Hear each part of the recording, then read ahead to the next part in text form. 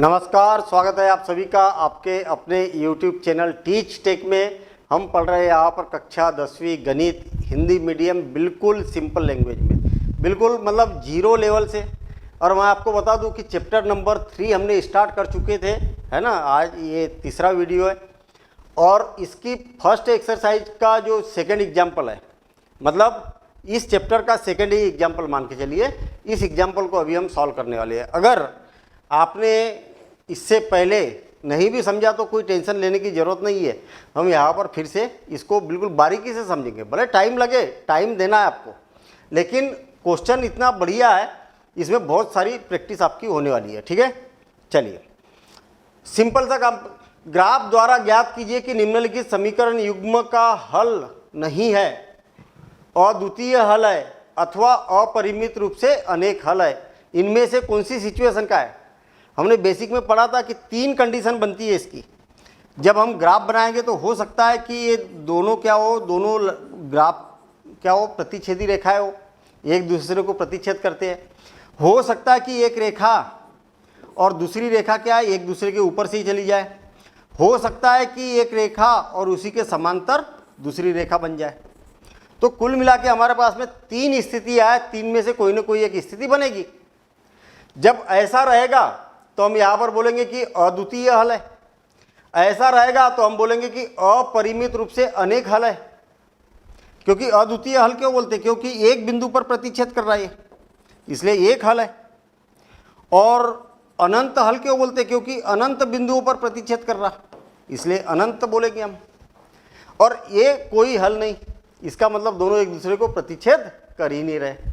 तो 3 में से कौन सी केस का क्वेश्चन होगा, ये बात हमें यहाँ पर पूछी गई है और इसको सॉल्व कर रहे हैं हम। थोड़ा सा जगह की जरूरत पड़ेगी, मैं क्वेश्चन को छोटा कर देता हूँ। ठीक है, इधर शिफ्ट कर देता हूँ। अब देखिए, सबसे पहला काम आपको क्या करना है, एक समीकरण कोई भी ले लेना है। इसमें से पहला वाला ले लो, समीकरण 1 से। समीकरण 1 से, समीकरण 1 ले रहा हूँ मैं, समीकरण 1 से। चलो ले लिया समीकरण। अब समीकरण 1 क्या है? 5x माइनस 8y और प्लस 1 इज इक्वल टू 0। मैंने आपको बताया था कि ये जो इक्वल का साइन है ना, इसके इधर केवल x को रहने दो या तो y को रहने दो, बाकी सबको उधर शिफ्ट कर दो। तो क्या हो जाएगा, माइनस 8y उधर जाएगा तो क्या हो जाएगा 8y, और प्लस 1 उधर जाएगा तो माइनस 1 और इज इक्वल टू 5x। अब 5 का क्रॉस मल्टीप्लिकेशन कर देता हूं मैं। अरे ये तिर्यक गुना, तो 5 कहा जाता है, इधर गुने में संख्या रहती है वो कहा जाती है, नीचे जाती है। याद रखना, जो पद रहता है वो पद हमेशा उधर जाता है और तिर्यक गुने में नीचे जाती है, लेकिन तिर्यक गुने में चिन्ह नहीं बदलता है ना। तो x इज इक्वल टू क्या हो जाएगा 8y माइनस 1 डिवाइडेड बाय 5, इतना आ गया। इसके बाद क्या बताया था, एक टेबल बनाओ। चलो टेबल बना देता हूं मैं, है ना। एक टेबल बनाएंगे, ये बना दिया हमने टेबल। अब इस टेबल में कितने स्टेप्स रखना है अपने को, कितने पार्टीशन करना है, कितने टुकड़े करना है। तो इसके 2 टुकड़े तो ऐसे में कर दो और 4 टुकड़े ऐसे में कर दो। एक हो गया, है ना, और ये 2, 3 और ये 4 टुकड़े हो गए। 4 टुकड़े हमेशा करना है। एक जगह पर x से लिखना है और यहां पर लिखना है y। अब आपको क्या करना है कि x की वैल्यू रखना है और y की वैल्यू आती जाएगी। इसको इधर शिफ्ट कर देता हूं मैं। देखिए हमारे पास में क्या है, हमारे पास में समीकरण बना हुआ है ऐसा, 8y माइनस 1 डिवाइडेड बाय 5। अब y का मान कुछ भी रखना है आपके हिसाब से। क्या रखूं, y का मान क्या रखूं? तो y का मान रख देता हूं मैं 1 रख देता हूं। कितना रख देता हूं 1। तो y बराबर से 1 रखने पर y बराबर से 1 रखा हमने, तो क्या हो जाएगा x is equal to 8 into 1 minus 1 divided by 5। तो कितना हो जाएगा 8 का 8 ऋण 1 बटे 5, और 8 में से इसको घटाया तो कितना हो गया 7 बटे 5। तो कितना हो जाएगा, 5 × 5 और 5 चौक 20। अरे 7 को 5 से विभाजित किया तो 1.4 आ गया। मैंने बोला था दशमलव से को थोड़ा सा इग्नोर करो, लेकिन अगर मजबूरी है यहाँ पर तो 5 नीचे आ गया तो मजबूरी हो गई, थोड़ा सा चलेगा। y का मान 1 रखा, y का मान क्या रखा 1, तो x का मान कितना है 1.4, 1.4 आ गया, बस हो गया काम। अब y का मान बढ़ाओ, y का मान 2 रख देता हूँ मैं, तो कितना हो जाएगा x = 8 × 2 ऋण 1। अरे जहाँ पर y है वहाँ पर 2 रख देता हूँ। अब आप सोच रहे होंगे कि सर कैसे हमें पता चलेगा कि 2 रखना है कि 3 रखना है कि 4 रखना है। कुल मिला के इसको हल करने के बाद 8 दूनी 16 ऋण 1/5, तो कितना हो जाएगा x बराबर से 15/5 और 5 × 5 5 × 15।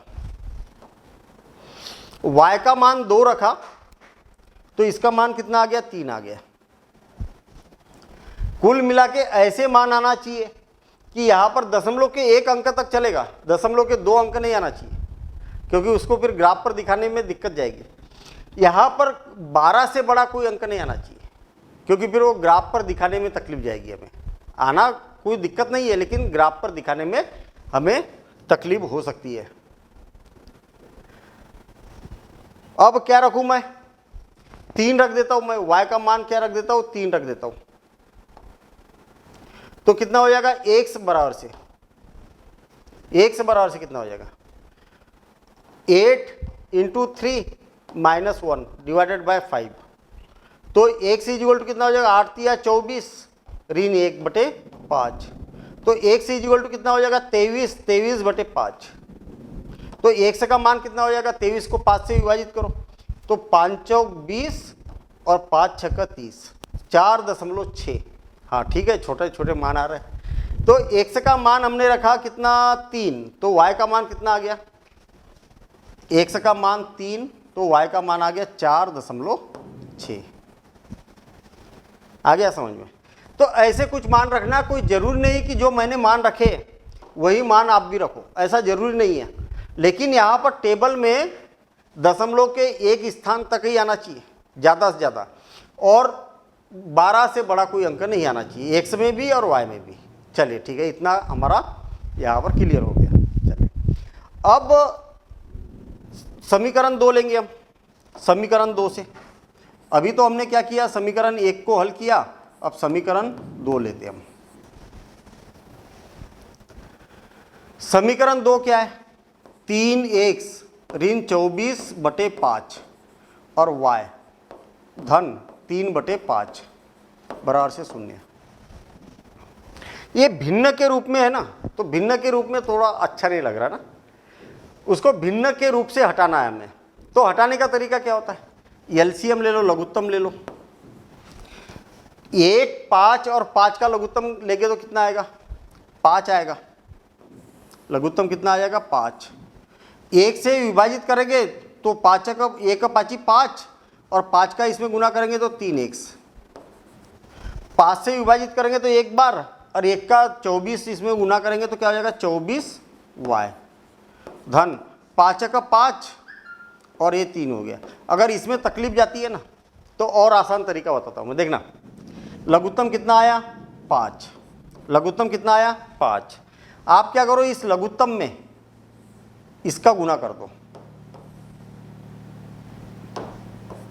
देखिए 1 से तो कैंसिल हो नहीं रहा, 1 5 ही 5, और इसको कैलकुलेशन करेंगे तो क्या होगा 5 × 15x कितना हो जाएगा, ये गलत लिख दिया ना मैंने, देखिए ये गलत लिख दिया।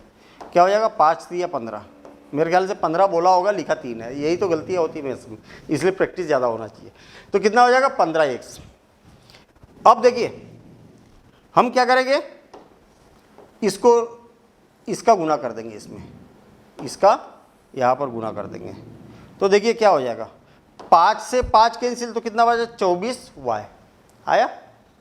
अब क्या करो, इसके जगह इससे गुना कर दो, इसको इससे गुना कर देंगे तो क्या हो जाएगा, इससे गुना करेंगे तो देखिए इसमें भी ऐसे ही हो रहा, 5 से 5 कैंसिल तो केवल 3 बचा, बस लिख दिया। अब ये जो नीचे 5 है ना, इसका तिरछा गुना करेंगे अपन ऊपर शून्य के साथ में। नीचे हर वाली संख्या का तिर्यक गुना होता है, याद रखना। तो तिर्यक गुना करेंगे तो क्या हो जाएगा, 15x ऋण 24y धन 3 बराबर से 0 गुणित 5। तो 0 गुणित 5 कितना होगा, 0 गुणित 5, 0 5 5 0, तो ये कितना हो जाएगा, 0 ही आ जाएगा। 0 में किसी भी नंबर का मल्टीप्लिकेशन करो 0 हो जाता है, ठीक है। अब मुझे एक बात बताइए कि इसमें कोई ऐसी संख्या है क्या कि जो तीनों से विभाजित, मतलब किसी संख्या से तीनों चीज़ें विभाजित होती है? हाँ, 3 5 15, 3 8 24, 3 का 3, मतलब 3 से विभाजित करेंगे तो थोड़ा सा क्वेश्चन छोटा हो जाएगा। 3 से विभाजित करने पर, 3 से भाग देने पर, अगर मैं 3 से भाग देता हूँ तो देखिए 3 5 15, ये 5 बार भाग जा रहा तो 5x ऋण 3 8 24 और धन 3 का 3 बराबर से 0। 0 को 3 से भाग देंगे तो 0 ही होगा। आपको मालूम है 0 को किसी भी संख्या से भाग दिया जाए तो 0 ही आता है, ठीक है ना। 0 को किसी भी संख्या से भाग दिया जाए तो क्या आ जाता है, 0 ही आता है। ऐसा हो गया। अब आप देखिए कि जो पहला समीकरण था और ये दूसरा समीकरण है, एक जैसे है क्या? अरे एक ही तो है, दोनों समीकरण में तो कुछ अंतर ही नहीं है। तो सिंपल सी बात है, बड़ा सिंपल सा काम है कि भाई जब दोनों समीकरण एक ही है तो इसका ग्राफ बनाएंगे तो भी वैसे ही बनेगा और इसका ग्राफ बनाएंगे तो भी वैसे ही बनेगा, सेम ही बनेगा ना। तो आपको एक ही तो ग्राफ बनाना है। तो हम यहाँ पर बोल सकते हैं कि समीकरण 1 व समीकरण 2 क्या है, एक समान है। अतः इनके आलेख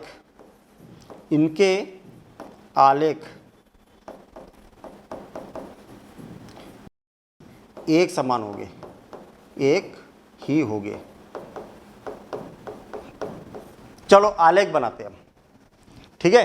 वैसे तो देखा जाए तो उन्होंने जो प्रश्न पूछा है ना, उसका आंसर यहीं पर मिल गया कि दोनों रेखाएं कैसी होगी, संपाती होगी। एक रेखा जहां से जाएगी दूसरी रेखा भी वहीं से जाएगी, क्योंकि दोनों समीकरण क्या है, अरे एक जैसे ही दिख रहे। तो अब क्या करेंगे, हम इसका ग्राफ बनाएंगे। ग्राफ पेपर आपको मालूम है, ग्राफ बनाना कैसे है, ये सारी चीजें मालूम है आपको, ठीक है ना। ग्राफ पेपर पर ही बनाना है। और आपको मैं फिर बता दूं, जो कॉपी होती है आपकी, ठीक है, ग्राफ पेपर देखेंगे आप तो एक तरफ लाइन होती है और एक तरफ ग्राफ पेपर होता है। तो लाइन वाले भाग में इसको हल करना है ऐसा, ठीक है। और दूसरे भाग में जहाँ पर ग्राफ होता है तो वहाँ पर आपको ग्राफ पेपर बनाना, ऐसे में बनाना है। कई बच्चे क्या यहाँ पर लिखते हैं और पेज ये यहाँ पर लिखते हैं ना, पेज एक साइड में लिखते हैं और दूसरे साइड में ग्राफ बनाते हैं। ऐसा नहीं, ये एक नज़र में दिख जाते हैं ना दोनों, ठीक है। और एग्जाम में क्या करना है, जो मेन कॉपी पर ये वाला काम करना है और वहीं पर आपको ग्राफ खींच के ग्राफ पेपर लगा देना है, उसको बांध देना है, ठीक है। अब देखिए, इसके बाद काम चालू होता है हमारा ग्राफ वाला काम अब चालू होगा। तो ग्राफ कैसा बनेगा, एक ऊर्ध्वाधर लाइन खींचो भैया।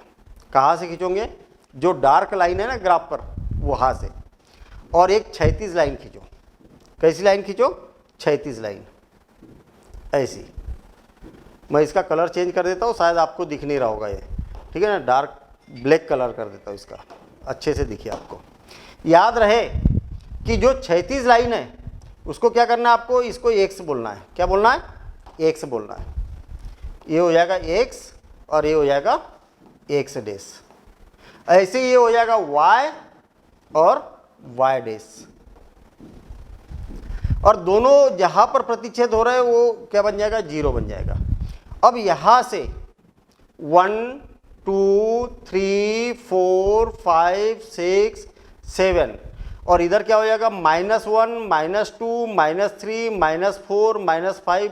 ऐसी गिनती लिखने की जरूरत नहीं है, बस सिर्फ आपको इतना मालूम होना चाहिए कि इधर ऋणात्मक होता है, इधर धनात्मक होता है। ऐसे ही ऊपर धनात्मक होता है 1 2 3 4 5 6 7 8 9 10 11 12, और ऐसे नीचे होगा ऋणात्मक 1 2 ऋण 3 ऋण 4 ऋण 5 ऋण 6 ऋण 7 ऋण 8, मतलब नीचे ऋणात्मक इधर ऋणात्मक, नीचे y ऋणात्मक इधर 1 से ऋणात्मक, इधर 1 से धनात्मक इधर y धनात्मक। बस अब देखिए पहला पॉइंट क्या है 1.4 कामा 1, एक समय कितना है 1.4। देखिए एक तो पूरा पूरा रहेगा और 0.4 है ना, तो ये जो पतली वाली लाइन है 1-1 मिलीमीटर वाली, वहां से उसको 4 लाइन गिनना आपको, तो ये 1.4 ये यहाँ आ गया, और ऊपर कितना है 1 है, और ये दोनों को मिला देंगे तो यहाँ पर आ जाएगा 1.4, तो 1.4 कामा 1, पहले x का मान लिखना है फिर y का मान। दूसरा पॉइंट क्या है, x में 3 और y में 2, x में 3 कहाँ पर है, यहाँ पर है, और y में 2 कहाँ पर है, यहाँ पर है, 3,2 3,2 ऐसा लिखते हुए चलना है। और जो दोनों पॉइंट मिले ना, दोनों पॉइंट से होते हुए एक सरल रेखा आपको खींच देना है। आया समझ में? ऐसे दोनों पॉइंट से होते हुए एक सरल रेखा आपको खींच देना है, दोनों को मिलना चाहिए, ऐसा मिल गए। अब इसका कलर भी बदल देता हूं मैं, ठीक है ना। ये कौन सा कलर दिखेगा अच्छे से, रेड कलर, हाँ ठीक है। अब एक समय 4.6 और y में 3, एक समय 4.6 का है 1 2 3 4 4.6, तो 4 और 0.6 कहाँ पर रहेगा, यहाँ से 6 लाइनें, तो ये 0.6, और y में कितना है 3 है, और y में 3 कहाँ पर है, ये यहाँ पर है 4.6 कामा 3। याद रखना कि जो तीसरा पॉइंट है ना वो इसी लाइन पर आना चाहिए, अगर इस लाइन पर नहीं आया तो समझ जाना कि आपने क्वेश्चन को गलत किया है, उसको सही करना है। आया समझ? ऐसा, तो ये बन गई हमारे पास में एक सरल रेखा। सरल रेखा जो दी हुई है उसका नाम लिख देना है, यहाँ पर किनारे किनारे पर नाम लिख देना, 5x धन ऋण 8y और धन 1 बराबर से कितना हो जाएगा, 0 हो जाएगा। इतना हो गया। चलिए अब दूसरी रेखा खींचेंगे तो दूसरी रेखा भी तो ऐसी जाएगी ना, क्योंकि ये समीकरण और ये समीकरण एक ही है। अरे दूसरे समीकरण को जब हमने हल किया, देखिए ना, इस समीकरण को जब हमने हल किया तो ये वाला समीकरण भी बन के ये ऐसा ही हो गया, तो इसके भी पॉइंट निकालेंगे तो क्या हो जाएंगे, एक जैसे आएंगे। जब एक जैसे आएंगे तो उसको क्या बोला जाता है, मतलब दूसरी रेखा भी जो जाएगी ना वो इसी के ऊपर से संपाती जाएगी, ऐसी है ना, ये इसी के ऊपर से ऐसी गुजर जाएगी, मतलब दोनों रेखाएं कैसी रहेगी, संपाती रहेगी। समझ में आया? दोनों रेखाएं कैसी रहेगी, संपाती रहेगी। तो हम यहाँ पर बोल सकते हैं कि अतः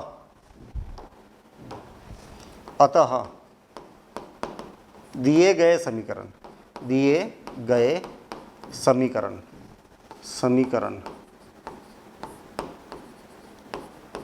जो दिए गए समीकरण है वो कैसे है, संपाती है, संपाती है।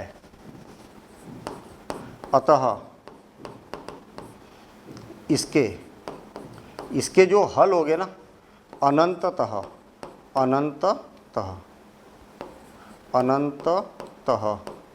अनेक हल हो गए, अनेक हल हो गए। बस यही तो पूछा था। अब कौन से हल हो गए, तो इस रेखा के ऊपर जितने भी बिंदु है ना, सारे के सारे इसके हल है, सारे। ठीक है, तो बड़ा सिंपल सा क्वेश्चन था, आपको इसको नोट करना है, प्रॉपर ग्राफ पेपर पर ही बनाना है, ऐसा नहीं कि रफ पर बना के देखा है, ग्राफ पेपर पर ही बनाना है, अच्छे से प्रैक्टिस करना। बनाने के बाद में एक बार प्रैक्टिस करना है, इसकी प्रैक्टिस करने के बाद में आप देखेंगे कि चुटकियों में क्वेश्चन आप सॉल्व करते जा रहे हैं। जितनी प्रैक्टिस करोगे उतना मैथ से स्मूथ होते चलेगा। तो मिलेंगे हम अगले वीडियो में, ठीक है, अगले क्वेश्चन के साथ में। Thank you, all the best.